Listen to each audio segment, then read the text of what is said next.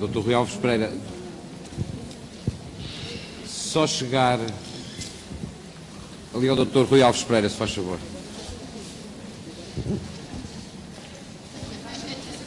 Eu vou fazer uma pergunta. Só uma pergunta a cada um, porque temos muito pouco tempo. Sim, senhora, a minha pergunta para a doutora Eduarda, estou inteiramente de acordo com aquilo que tu disseste. É uma aberração legal, porque isto não é um diploma legal, isto é um diploma político. Este diploma de licença das responsabilidades parentais foi um diploma político. E por isso que chamei a coadoção light. Coadoção encapotada. A minha pergunta é esta: apresentar-te um caso, porque o ridículo deste diploma político chegou a isto. Nos termos do artigo 1904A, enfim, que é a extensão das responsabilidades parentais, em que de facto, pela adoção singular, é que se caso o exemplo que tu deste, de uma mãe que adota singularmente. Esta senhora vem a unir-se de facto com, vamos por antes nomes, esta senhora chama-se Paula e entretanto tem uma união de facto com o Pedro e requer de facto a extensão das responsabilidades parentais para o Pedro, que é decretada. Bom, este casal separa-se e portanto temos que regular as responsabilidades parentais entre a Paula e o Pedro. Eu disse, era melhor. Bom, entre o Pedro. Bom, e a minha pergunta é esta. Duas perguntas. Esta senhora, entretanto, casa-se. E a minha pergunta é, e se o marido dela quiser adotar a sua filha? Bom, disse, não pode, porque a extensão das responsabilidades parentais estou com o Pedro. Mas nós estamos a falar de filiação legal, a adoção. Bom, esta é a primeira pergunta, eu gostaria de saber a tua opinião. A segunda é quando, imagina que este segundo casamento, que enfim, que durou alguns anos, e a criança, portanto, cresceu com o marido da mãe durante muitos anos, apesar das responsabilidades parentais estar com o Pedro, o inicial namorado ou unido de facto, e se a mãe falecer? Se a mãe falecer, eu pergunto, a lei diz que por morte dos progenitores, as responsabilidades é do outro, mas o outro não é progenitor, mas de facto é as responsabilidades parentais. É porque o ridículo deste diploma político é que temos um progenitor, não temos um progenitor. Temos alguém que exerce responsabilidades que nem é progenitor legal, pela via da adoção, nem progenitor biológico. Portanto, e se morrer a mãe, eu pergunto, a criança vai ser entregue ao que exerce as responsabilidades parentais, quando porventura que o marido da mãe esteve muito mais tempo? Mas é o que exerce as responsabilidades parentais. Eu também acho que sim, mas é absolutamente ridículo. Mas é o que quiser, porque é um diploma que visa... Não dá grandes dúvidas a isso. E quanto à questão da adoção? À adoção, eu também acho que não dá grandes dúvidas. Eu também acho que não. Ou seja, tem que haver, pelo que o artigo diz, tem que haver um motivo para a retirada das responsabilidades parentais, que são a tal ausência, a incapacidade, são aquelas que já atribui ao próprio do progenitor. Portanto, eu não vejo como haja saída para isto.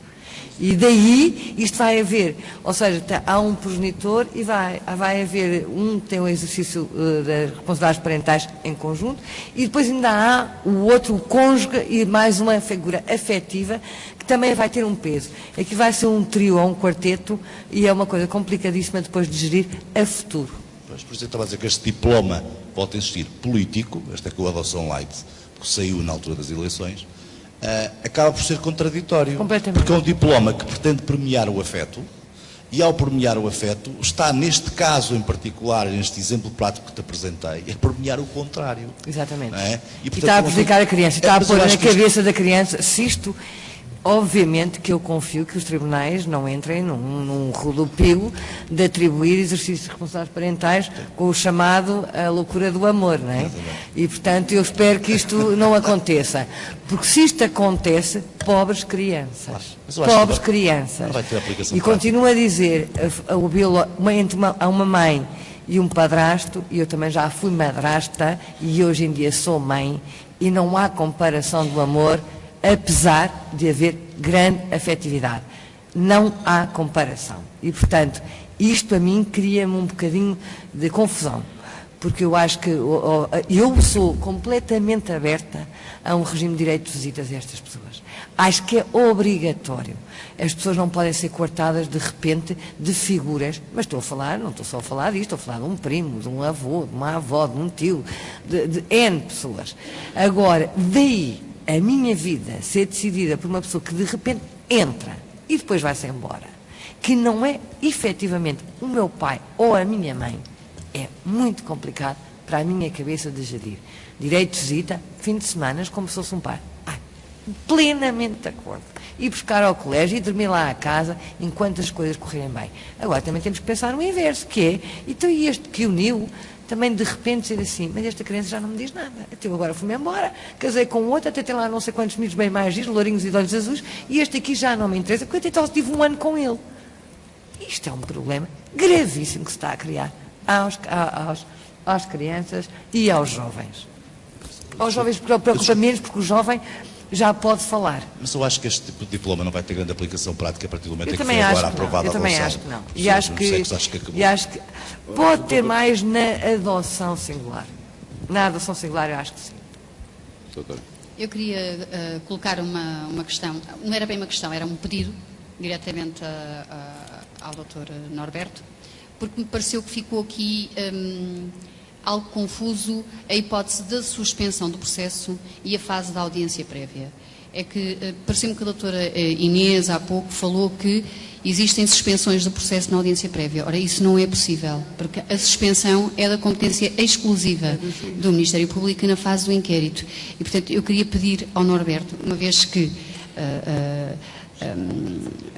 é da competência do Ministério Público, que explicasse só, até para que os senhores advogados que estão aqui presentes, e houve essa grande alteração por causa do plano de conduta, não é? Que antigamente tinha que ser apresentado pelo menor e agora não tem que ser assim, e como a maioria das pessoas que estão aqui são advogados, pedia até que o Norberto explicasse melhor esta questão para que todos pudessem acompanhar. Obrigada. Obrigado. Eu julgo que também a doutora Inês não quis dizer isso, há aqui qualquer ruído na comunicação, mas pronto, para se ficar claro, e de facto não é muito difícil desta parte, a suspensão do processo, a suspensão do inquérito ocorre na fase do inquérito, naturalmente, presidido pelo Ministério Público.